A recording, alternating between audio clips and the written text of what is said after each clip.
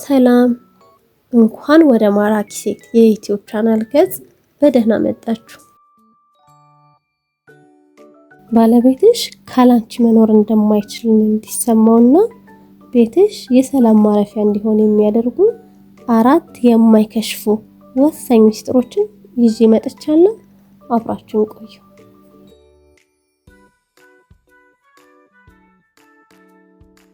በትዳር ውስጥ ክብርና ፍቅር በዘፈቀደ የሚመጡ ሳይሆኑ እኛ ሴቶች በምናሳየው ጥበብና ማንነት የሚገነቡ ናቸው። ዛሬ ባለቤትሽ ካላንቺ መኖር እንደማይችል እንዲሰማውና ቤትሽ የሰላም ማረፊያ እንዲሆን የሚያደርጉ 4 የማይከሽፉ ወሳኝ ሚስጥሮችን እንቀርበናል። አብራችሁን ቆዩ። 1. የራስን ማንነት ማክበር ወይም ሰልፍ ሪስፔክት። የሰው ልጅ ማንነት ከላይ በምናየው ገጽታ የተወሰነ ሳይሆን ውስጣዊ ማንነትንም ያካተተ ነው። ይህም ማለት ልክ እንደ ላይ ገጽታችን፣ እንደ መልካችን፣ እንደ ከለራችን ሁሉ አስተሳሰባችን፣ እምነታችንና ዓላማችን ውስጣዊ ማንነታችን ነው። ራስን ማክበር መቻል ማለት ሌላው ሰው አይደለም ሙሉ ዓለሙን አንቺ ራስሽን ባከበርሽው ልክ እንዲያከብርሽ መምራት መቻል ማለት ነው። ራስሽን ማክበር ስትችል ዓለም ሁሉ በአንቺ መነጽር ማየት ይጀምራል። አንቺን ማክበር አስተሳሰብሽን መቀበል፣ ንግግርሽን መረዳት ይጀምራል። ራስሽን ማክበር ስትጀምሪ የውስጥ ማንነትሽንም የውጫዊ ማንነትሽንም አብረሽ መንከባከብ ይኖርብሻል።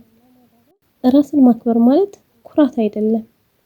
ይልቁንም የራስሽ የሆነ ዓላማ፣ የምትወጂው ስራ ወይም ሆቢ እና የምታከብሪው የግል መስመር ወይም ባውንደሪ ይኖርሽ።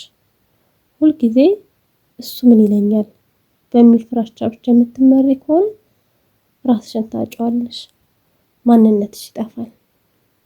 ይህንን የሚረዳሽ ዘንድ መጽሐፍ አንብቢ፣ አዳዲስ ነገሮችን ተማሪ። እውቀትሽ ላይ መሰረታዊ የሆነ ለውጥ ለማምጣት ተግተሽ ስሪ። የምታወሪው ነገር ሁሉ ቁም ነገር ያለው ስትሆኚ ባልሽ ላንቺ ያለው አክብሮት በየቀኑ ይጨምራል። በተጨማሪም የውጫዊ ማንነትሽንም እንክብካቤ ልትሰጪው ይገባል። ቤት ውስጥ ስለሆንሽ ብቻ የተዝረከረከ ልብስ መልበስ ያለብሽ ይመስልሻል? ፀጉርሽስ ቤት ውስጥ ስለሆንሽ ብቻ እንደዚህ መንጨባረር ይገባል? ጥፍሮችሽስ ያላንቺ ማን አላቸው? ለራስሽ ብለሽ ተሽቆጥቆጪ፣ ደስ የሚል መዓዛ ይኖርሽ። መስታወት ስታይ ራስሽን ወደጂው። ያኔ ራስሽን ስትወጂው፣ ራስሽን ስትቀበዩ እሱም አንቺን ማፍቀሩን ይቀጥላል። አንቺ ለራስሽ የምትሰጪው ዋጋ ባልሽ ላንቺ የሚሰጠውን ግምት ይወስነዋል። 2. የተግባቦት ጥበብ ወይም the art of communication። በነገራችን ላይ ቃላት መገንባትን ማፍረስም ይችላሉ። የድምጽ ቃናሽ አንድ ነገር ስትጠይቂ በትዕዛዝ መልክ ሳይሆን በፍቅርና በጨዋነት ይሁን። ለምሳሌ ይህንን አምጣልኝ እስኪ ከማለት ይልቅ የኔ ውድ ይህን ብታመጣልኝስ፣ ማሬ ያንን ብታቀብለኝ ደስ ይለኛል። የድምጽ አወጣጥሽ ምን ያህል ልዩነት እንዳለው ተመልከች። ያለ ግዴታ በውዴታ ተገዥሽ እንዲሆን ይረዳዋል። ባለቤትሽ ከስራ ደክሞት ሲመጣ ወዲያውኑ የቤት ውስጥ ችግሮችን አትደርድሪበት። ትክክለኛውን ሰዓት ጠብቀሽ በረጋ መንፈስ መነጋገር። ይህ ነው የጥበበኛ ሚስት መለያ። ነገሮችን ለመወያየት የጊዜ ምርጫሽን አስተካኪ። እንዲሁም ደግሞ የሰውነት ቋንቋ ወይም ቦዲ ላንጉጅን ተጠቀሚ። ስታወሪው አይን አይኑን እያየሽ ፈገግ እያልሽ ይሁን። ንግግርሽን ትኩረት ሰጥቶት እንዲሰማሽ ያደርገዋል። 3. ለባል የሚሰጥ ክብር ወይም respecting your husband። ወንድ ልጅ ከፍቅር በላይ ክብር ይገዛዋል። በሰዎች ፊት ከፍ ከፍ ብሎ መታየትን ይፈልጋል። በቤተሰብ ወይም በጓደኞች ፊት የባለቤትሽን ስም አታንሺ። እንዲያውም ጥንካሬውንና ያደረገውን በጎ ነገር መስክሪለት። ይህ በልቡ ውስጥ ንግስት ያስደርግሻል። ሚስጥር ጠባቂነትሽንም እንዳዘነጊ። በትዳራችሁ ውስጥ ያለውን ድክመት ለሰው አታውጪ። የእሱ ድክመት ያንቺም ድክመት ነው። በግል ተወያይታችሁ ፍቱስ እንጂ ለሌላ ሰው አሳልፈሽ አትስጪው። ከወቀሳ ይልቅ አድናቆትን አብዢ።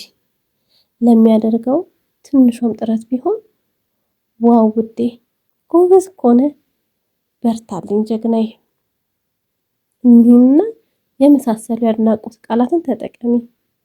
የአንቺ አድናቆት ለሱ ትልቅ ጉልበት ነው። 4 የቤት ውስጥ ድባብና ፍቅር ወይም creating a loving atmosphere። ውዱ ባልሽ ሲመጣ ቤትሽ ከውጭው ዓለም ጫጫታ የሚያርፍበት ገነት ቦታ ይሁንለት። የሰላም መንፈስ ይዘሽ ጠብቂው። ቤትሽ ሲገባ ጭቅጭቅና ወቀሳ ሳይሆን ሰላምና እረፍት ይኖር። ቤቱ እንዲናፍቀው ያደርገዋል። አንዳንዴም ትናንሽ ድንገት ስጦታዎችን አዘጋጅ። ውድ ነገር ላይሆን ይችላል።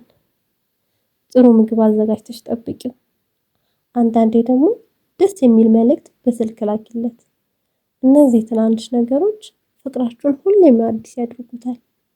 የመኝታ ቤታችሁ ንጽህናና ውበት የተጠበቀ ይሁን።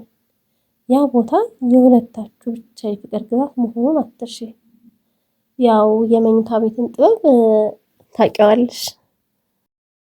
እንግዲህ ውድ እህቶቼ የተከበረሽ ሚስት መሆን ማለት ተገዢ መሆን ማለት አይደለም። ይልቁንም በብልሃትና በጥበብ ቤትን መገንባት ማለት ነው። ዛሬ ያነሳናቸው ነጥቦች በትዳራችሁ ላይ ለውጥ እንደሚያመጡ ተስፋ አደርጋለሁ። እናንተስ የትኛው ነጥብ ይበልጥ ተመቻችሁ? በኮሜንት አጋሩ። ቪዲዮን ከወደዳችሁት ላይክ እና ሰብስክራይብ ማድረግ እንዳትረሱ። በቀጣይ ቪዲዮ እስከምንገናኝ በደህና ቆዩ።